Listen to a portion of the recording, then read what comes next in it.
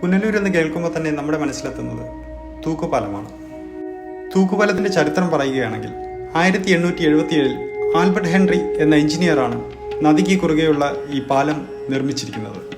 4 കിണറുകളുമായിട്ടാണ് പാലം ബന്ധിപ്പിച്ചിരിക്കുന്നത്.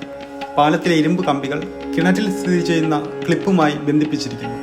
ഓരോ കിണറിനും 100 അടി താഴ്ചയോളമുണ്ട്. ഈ പാലത്തിന് പിന്നിലെ എഞ്ചിനീയറിംഗ് ഇതുവരെ ആർക്കും അറിയില്ല. അതിപ്പോഴും ഒരു ദുരൂഹമായി തുടരുകയാണ്. 6 വർഷത്തോളം എടുത്തു ഇതിൻ്റെ പണി പൂർത്തിയാകാൻ വേണ്ടിയിട്ട്. ദക്ഷിണേന്ത്യയിലെ ഒരേ ഒരു തൂക്കുപാലമാണ് പുനലൂരിലുള്ളത്. പാലം പണി പൂർത്തിയായതോടെ പാലത്തിന് മുകളിലൂടെ നടക്കുവാൻ അവിടുത്തെ ആളുകൾ മടിച്ചതായി പറയപ്പെടുന്നു. പാലത്തിൻ്റെ ബലം തെളിയിക്കാൻ എഞ്ചിനീയറും കുടുംബവും ഒരു നാട്ടുവള്ളത്തിൽ പാലത്തിനടിയിലൂടെ കടന്നു പോകുമ്പോൾ 6 ആനകൾ പാലത്തിന് മുകളിലൂടെ നടന്നു. ഇപ്പോൾ തൂക്കുപാലം ചരിത്ര പ്രസിദ്ധമായ ഒരു വിനോദസഞ്ചാര കേന്ദ്രമാണ്.